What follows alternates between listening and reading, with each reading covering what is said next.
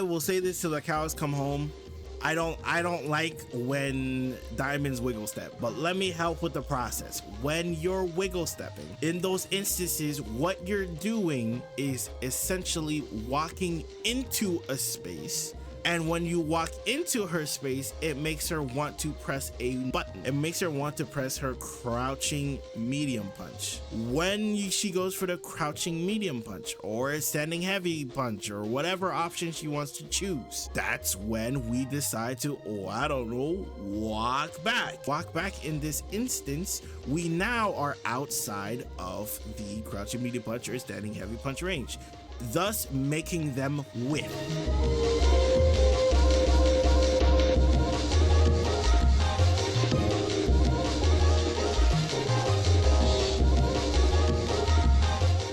So off the rip, let's talk about a specific scenario here, right?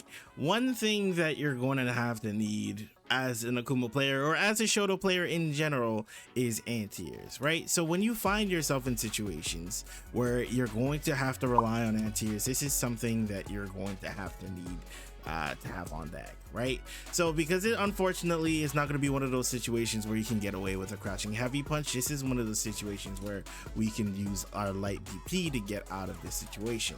Now, how do we get better at these situations? Is that by knowing the specific things that a character has, we can keep it in mind to look out for these things, especially when we're on defense, right? A lot of the time they want to use it to get away with certain things. We want to shut down those things by being ready to anti-air. Now this might be an anti-air video, I'm not too sure, but with that being said, let's continue. So off rip, I'm gonna tell you, almost immediately, we have an anti-airing problem. Why? Because we're depending on tap parry to get us out of situations that would ordinarily be an anti-air, and then you can get your offense started from there, right? These are opportunities that you're losing out on simply because you're not anti-airing, right? We get a little bit more comfortable anti-airing. Now we can put them in the blender, put them to guess, right? We force them in a guessing situation, and then now they have to guess on how to get out of the corner, right? It's anti-airing starts off all of our offense, okay? If you are able to successfully get this down, it's going to be immensely helpful. And I know it's very generic to say just learn how to anti-air and how do you get better at anti-airing, right? One thing to note is that you have to keep in mind what your opponent's intentions are, right? So in this case, after Gladius, right? Ideally after Gladius, you might want to try and press back, but at the range you were at, there's not really many options that you could press at that range. So falling back would be a good decision to make. So off of the decision to walk back here, you should ideally be ready to anti-air or throw a fireball, but ideally you want to just kind of wait and see what they're going to do and then go for your thing after that point, right? Then after that, we can go for an offense and punish them hard for it, okay? So again, when you're at ranges that you're a little bit outside of the range in which you can fight at, then you want to go for different options. So if you clicked on this video, I'm sure you need some help. Lord knows I did at some point. But here's the thing, you want your favorite content creators to come and help you. But let's be real, they're charging like $60 per hour. You don't need that. But when I got you good. Over on this channel, I do free coaching sessions on Tuesdays and on Thursdays at 6:30 p.m. EST. So what does that look like? I essentially go over your matches. I give you tools so that you can succeed the next time you open up rank. So once again, join my Discord. Wait till I'm live either on Tuesdays or on Thursdays 6:30 p.m. EST. Be there or be square. Back to the video. So one thing to note here is that you can help do the buffering in these instances to help you get anti-airs a little bit more consistently. So what can you do is that you can be sliding back half circle backs, right? The reason why is that the moment that you see something happen, it'll allow you to react and punish them in accordance to that, right? That's how you're gonna get a little bit more crispier of an anti-air. So doing half circle backs, especially because we started this sequence off by going for one fireball and a second fireball. So now you have to think about what your opponent can do about that fireball. That is jump, that is try to parry it and walk forward, and that is trying to Superman punch over it and try to connect over that instance. In those instances, so you threw one, you threw two, now you should be ideally thinking about what your opponent could possibly do to counter your fireball, because your opponent's going to want to try and counter your fireball, right? So here, instead of just kind of walking back and forth and not really looking for anything, ideally we should be looking for either A, an anti-air, or B, a whiff punish. But whiff punishing will come at a little bit of a later date when we make anti-airing a little bit more autonomous and we don't have to develop or use too much screen time or mind power to get where we're going. You feel what I'm saying? Okay, so based off of this instance here, I can already tell that this opponent is that is looking to just Superman punch in, very lazy on offense, and just wants to get in for free. So in these cases, playing a little bit more passive here and looking for opportunities like this to get started will be your best friend. So off of these instances, right, obviously I mentioned this already, right, off of these instances we anti-air, but off of the next interaction we want to go for throw. The reason why is because if I were a betting man, I would probably say they're not trying to hold any sort of offense either, which means they're going to try to break out. Their breakout options are wake up drive reversal, or going for the EX shield or whatever you want to call it, right? So throw counters that option. Now if you happen to get pushed back using drive reversal, it's not that bad of a situation because you don't lose any health, you just get gray health, and then you can go back to shooting the fireball, which is still advantageous for you, in which we can go back to baiting this option. In this matchup, let me show you where you want to stand. Okay, so in this matchup you want to be about here. Let's be a little bit gracious and say here. Okay, the reason why we want to stand about here is Gladius stops right about this length right here. Okay, so you're going to hit the Gladius. The sparks might even go a little bit further like this. Okay, that is the range you want to stay out at, right? Your opponent might decide to go for a Superman punch at you and it will reach you. In these cases, we want to be super careful of what we're choosing, because if you happen to go for a quick fireball here, then you can get hit. But as Akuma, you don't want to eat a fireman punch because you are 9k and everything matters. Okay, so in these cases, what can we do to circumvent this? We can either A, decide to take a little bit more space, walk back, or hold this ground and wait for an option. When waiting for an option, you're looking for either a Superman punch or you're looking for Gladius. Now your opponent might decide to whiff a normal, and even if they decide to whiff a normal, the maximum range it's gonna go is at this Gladius range anyway. Now if your opponent decides to walk forward, that's when we can decide to start using our crouching medium kick to kind of circumvent this, or we can use our standing heavy punch to kind of hit them back as well. These are the types of things that I want you to keep in mind. So after this instance right here, they go for a Superman punch, right? And that is another thing that we could have reacted to. Afterwards, we walked out of their range, which is good, okay? But the thing is that afterwards we didn't follow it up, because this right here, their back is exposed. When their back is exposed, that means we can go ahead and punish them. Punishing them for whiffing like this is going to give us tremendous value, and this is just the basics of going for a whiff punish. Now afterwards, they do decide to go for it again, like so, but after that point, then you can't really press back. One thing I notice about when someone EXDPs, I notice a lot of the time when it comes to, let's call it the metal ranks, they don't really watch their resources. Okay, resource number one, I always have to speak on this, your drive gauge, because your drive gauge is the most important resource in this game. Okay, number two is your super gauges. Reason why is because your super gauges kind of dictate how they want to bust out, and if they decide to bust out or not. Okay, now if they decide to and then they have low drive gauge, then you can kind of force them into a situation where it's either I may force you to block and then you lose your drive gauge, or a situation where EXDP out, and if I have enough health, then you're in a bad scenario. Okay, a lot of the time you don't spend time looking at the different resources, and yes, health is also a resource to keep in mind. If you're not watching your health, then honestly, as a 9K character, you're kind of screwing yourself, to be honest. So after this instance here, you want to make sure you've looked at the drive gauges, and if you are low like you are right now, you want to make sure that you're prioritizing your drive gauge. So at this point, because once again you have the higher ground, because you have a fireball that you can throw and they only have a gladius that stops around this range, then that's when we can be very manipulative and play the game slow.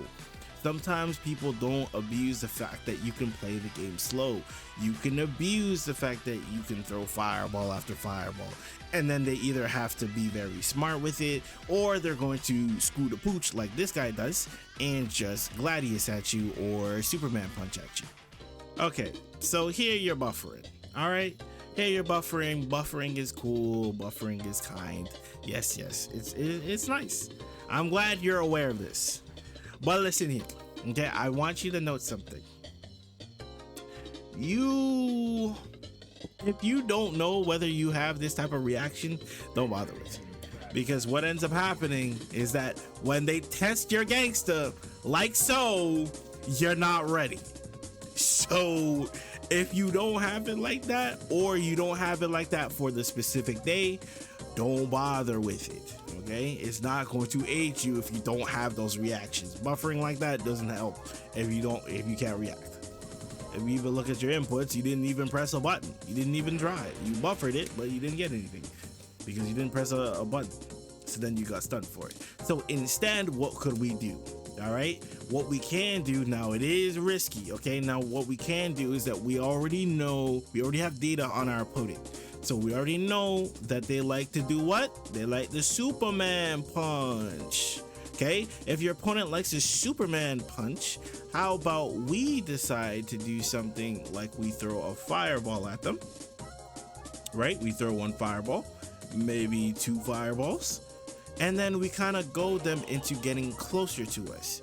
Now, when your opponent decides to walk in to get that stun, that's when we can either try to take the corner or take away their advantage by jumping over their heads while they're trying to go for this. Because granted, this situation is bad, like regardless, but the thing about it is that you're going to have to make a decision here, and this is a little bit better of a situation as opposed to going for a buffer that you're not ready for, right? So going for a buffer you're not ready for is just not going to help at all.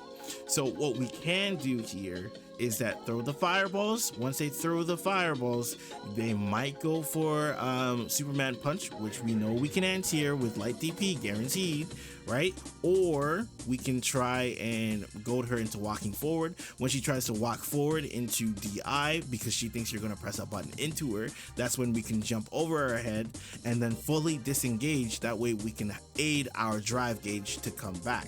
But this is the type of mind game that you're going to be expected to play. This is, I will say this till the cows come home. I don't like when diamonds wiggle step. I'm gonna be honest here.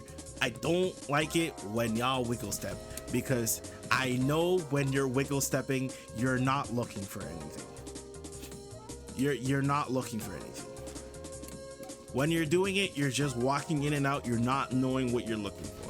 Okay, but let me help with the process. When you're wiggle stepping, okay, in those instances, what you're doing is essentially walking into a space, right? You walk into her space, and when you walk into her space, it makes her want to press a button.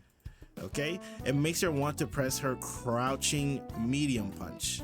Okay, when she goes for the crouching medium punch or a standing heavy punch or whatever option she wants to choose, okay, that's when we decide to, walk back. Now the reason why we walk back is because when we walk back in this instance, we now are outside of the crouching medium punch or standing heavy punch range, thus making them whiff. Now, when they have whiffed their normal, that's when we take our advantage and press a normal to punish this normal. Okay, that is why people wiggle step. They walk forward to make it so that the opponent, you see Marissa's cute face here, make the opponent press something, and when they press something, you're already in the instance of wiggling back, so that when you're wiggling back, this button whiffs, and then we can use our normal, that would be our crouching medium punch or crouching medium kick or standing heavy punch, to whiff punish the normal that she just pressed down here. So that is why we wiggle step. But as of right now, when you are wiggle stepping, you're just wiggle stepping to do it because you've seen people do it before. Okay, just a light thing that we can sprinkle in there is that, like, the moment we get these, like, we know that we can get a punish off of this, right? We can get a very easy punish off of this, right? Okay, so off of this instance here, you got a successful anti-air. We love that for you. We love to see it. Afterwards, you try to do this walk forward or dash forward into a normal, right? The options that we can use here, right? I'm gonna show you all the options here. We can go for low, right? Obviously I'm gonna get hit for it. We can go for overhead. Okay, we could also go for a quick stop here. Now the reason why we go for the stop here is because it gives us enough time to react, right? It gives us enough time to react to whatever happens. So this is how you're going to use this to bait your opponent, because sometimes your opponent is going to react to you green dashing, and in those cases you can use an early crouch jab to get out of those situations a lot easier. Okay, so off of this instance, you didn't want to hold it, they went for button, and you went for DP, you armor broke her. Now I don't know what comes next here, but what I'm gonna say is that you want to play a little bit more aggressive, okay? The reason being is because when you're close to your opponent here, then you can essentially like waste time by using your plus frames by actually fighting her. If you decide on this instance to try and walk back, you're essentially conceding ground, and when you're conceding ground, you're moving yourself closer to the corner, and with all of this, and with as little as this, you don't want to be doing that all too often. You feel me? All right, so here you hit the EXDP, your armor broker, beautiful. You hit the follow-up DP, beautiful. Now the next part, again, we need to choose a game plan, because as of right now, you don't have one, right? We can decide to either walk up, we can walk up standing medium punch, we can decide to go for a drive rush button. I'm already committed to the dash. We can go for a drive rush button. We can decide to go for something like that. We'll go for a drive rush crouching medium punch. That way you can get the follow-up afterwards. And let's say you're incorrect and they block low, then you're still in the same range to get a follow-up. So one thing I want to note is that off of this instance, it is a punish. So I want you to practice this, okay? So after these instances, make sure we get used to punishing this, right? A solid punish here is that we can go from crouching medium punch into sweep, and then we can go from there, right? This is a good option so that off of the sweep, we can get our party started however we want to and go from there, right? If you want something simple. If you want something a little bit complex, the other option is that we can go from crouching medium punch into standing heavy punch and then go from there. So this is the last thing that I'll say here, right? After this fireball, you push them back, you want to get outside of their range. After the first fireball, there was not really a need to throw out a second one without gardening a little bit more space here, right? because at the end of the day, if they go for a YOLO option immediately here, you're still technically a little bit in range, so you don't want to be this close to your opponent. You can do a little step back. I understand why you chose this option, don't get me wrong. I don't necessarily think it's the worst of options, but at the same time, you press this fireball almost immediately afterwards, despite seeing the fact that they went for DI here. So you already committed to your option, and then as a result, you get hit here, and then it's party time from there because you're 9k. Now, with that being said, I hope that helps, and any questions?